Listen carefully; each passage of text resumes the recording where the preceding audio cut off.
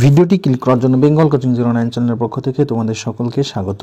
যে সমস্ত ছাত্রছাত্রীরা আজকে মাধ্যমিক এক্সাম দেবে তোমাদের জন্য এই ভিডিওটা খুবই গুরুত্বপূর্ণ। তো দেখো, তোমাদের বাংলা প্রশ্ন বেশ কিছু আমি জাস্ট এমসিকিউ যে কোশ্চেনগুলো রয়েছে সেই কোশ্চেনগুলো অ্যান্সার তোমার দেওয়ার চেষ্টা করব। আর বড় কোশ্চেনগুলো যেহেতু সময় সাপেক্ষ একটু তোমরা আমি আলোচনা করে দেবো, একটু বই থেকে তোমরা দেখে নিও, ঠিক আছে? কোশ্চেনগুলো একটু বলে দিচ্ছি। তো দেখো, তোমাদের এমসিকিউ যে প্রথম প্রশ্নটা রয়েছে সেই প্রথম প্রশ্নটা তোমরা যদি দেখতে যাও, ঠিক আছে? তো এখানে কি বলছে দেখো, রাবণ ইন্দ্রজিৎকে রামচন্দ্রের সঙ্গে যুদ্ধ করার জন্য কোন সময় নির্দেশ করেছিলেন? তো এই প্রশ্নের অ্যান্সার দেখো, প্রভাতে নির্দেশ করেছিলেন, ঠিক আছে? তারপরে রয়েছে দেখো,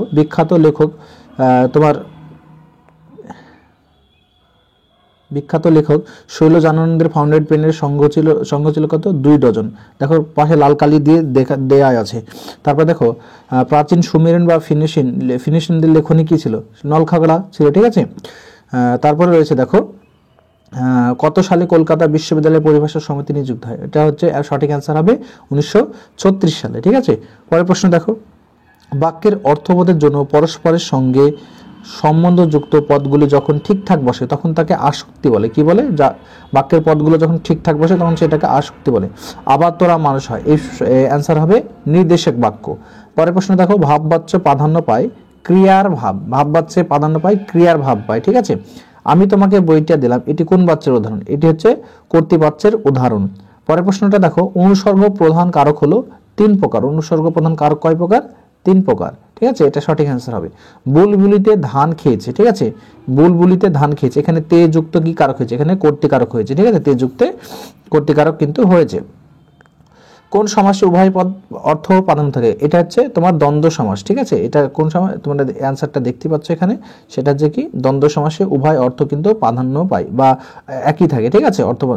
তারপরে দেখো, যে সমাসে পূর্বমেয় উপমেয় এবং পরপদের উপমান এবং সাধারণ ধর্মটি উজ্জ্বল থাকে, ঠিক আছে, তাকে বলা হয় কি উপমিত কর্মধারায়, ঠিক আছে? অপশন খ হবে এর সঠিক অ্যান্সার। তবু লিখছে লুকিয়ে লুকিয়ে, এভাবে লেখার কারণ হচ্ছে কি? যেন নেশায় পেয়েছে। এটা হচ্ছে জ্ঞানচক্ষু গল্প থেকে নেওয়া হয়েছে, তপনের কথা বলেছে। নদের চাঁদের বয়স হচ্ছে কি 30-32 বছর বয়স, ঠিক আছে? অপশন ক হচ্ছে 30 বছর। তারপর হচ্ছে গ্রীষ্ম মহাপাত্রের জামার রং ছিল রামধনু কালারে, ঠিক আছে? গ্রীষ্ম মহাপাত্রের জামার রং ছিল রামধনু কালারে। আফ্রিকা কবিতায় আদিম যুগটা ছিল কিন্তু উদ্ভাবন, একদম কবিতার প্রথম লাইনে এইটা লেখা আছে। বহু যত্নে চিকিৎসাতে পঞ্চকৈলা পাইল চেতন, এটা হচ্ছে তোমার সিন্ধু তীরের কবিতা থেকে নিয়েছে। তো চিকিৎসা কতক্ষণ করা হয়েছিল? না, তো 4 দণ্ড সময় কিন্তু নেওয়া হয়েছিল, ঠিক আছে? 4 দণ্ড পরে। তো তারপর দেখো, শর্ট কোশ্চেন তোমরা দেখতে পাচ্ছ এখানে, যে বিকেলে চায়ের টেবিলে কথা ওঠে, এটা তো তপরের কথা বলা হয়েছে। এই যে তার গল্প ছাপানোর যে কথাটা, নদীর বিদ্রোহ গল্পের প্রকৃত লেখকের নাম কি? খুব সহজ প্রশ্ন দিয়েছে, অশুভ ধ্বনিত ঘোষণা করলো। তো এগুলো একটু যেহেতু সময় সাপেক্ষ বা অনেক অ্যান্সার লিখতে হবে, তাই জাস্ট আমি কোশ্চেনগুলো আলোচনা করে দিয়েছি, তোমরা একটু দেখে নাও কোশ্চেনটা। হ্যাঁ, ক্যালিওগ্রাফিস কি, ঠিক আছে? যারা ভালো লিখতে পারে, মিশ্র বাক্যের উদাহরণ। তো সুন্দর প্রশ্ন, কিন্তু যে খুব একটা কঠিন হয়েছে এমনটা না, জাস্ট আমি যেহেতু আজকে এমসিকিউর অ্যান্সারটা দেবো এই মুহূর্তে, তাই। তো দেখো এখানে ইটুবিটা দেখো, পরস্পরের প্রতি ভালোবাসা শুনে তাদের বুক ভরে গেল। বাকে কাদের ভালোবাসা হতে? পরস্পরের প্রতি ভালোবাসার পরিচয় দাও। এটা হচ্ছে তোমার ওই অদল বদল গল্প থেকে ঈশাবের যে গল্পটা, অমৃতার ঈশাবের গল্পটা এখানে নেওয়া হয়েছে।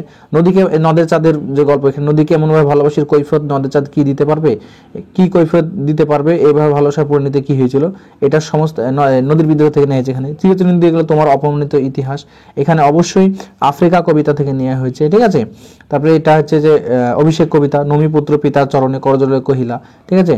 তারপরে আছে দেখো, এই দোষ থেকে মুক্ত না হলে বাংলা বৈজ্ঞানিক সাহিত্যেও সুপ্রতিষ্ঠিত হবে না। খুবই সহজ কোশ্চেন কিন্তু হয়েছে, ঠিক আছে? ফাউন্ডেড আমার, তারপরে আছে দেখো, হারিজা কালিগ্রাম থেকে নিয়েছে। আমার মনে পড়ে ফাউন্ডেড পেনের কথা, বক্তা ফাউন্ডেড কিনতে কোথায় গিয়েছিলেন, ফাউন্ডেড পেন কেনার ঘটনাটি বর্ণনা করা। খুব সুন্দর, মানে এত সুন্দর এত সহজ প্রশ্ন হয়েছে বলা যায় না, ঠিক আছে? তারপরে দেখো, কোনি থেকে এসছে, ক্ষিতিশ চরিত্র আলোচনা করতে বলেছে। বারুণী গঙ্গার ঘাটের দৃশ্য, ঠিক আছে? তারপর হচ্ছে গাছে অনেক দূর উঠে গেছি, কি মই কে নিতে পারবে না? তাহলে এটাও খুবই ইম্পর্টেন্ট, ঠিক আছে? তারপরে দেখো যে চলিতি বাংলায় অনুবাদ করা খুবই ইম্পর্টেন্ট একটি। তারপরে হচ্ছে জলের অপচয়। হ্যাঁ, এখানে একটু ইউটিউবিটা তোমাদের করে দিই। দেখো ইউটিউবার বলছে, work is another name of life, মানে কাজ হয় জীবনের অপর নাম, ঠিক আছে? আইডল পারসন, একজন প্রকৃত মানুষ, have no place on earth, পৃথিবীতে কখনোই সে তার জায়গা ছাড়ে না।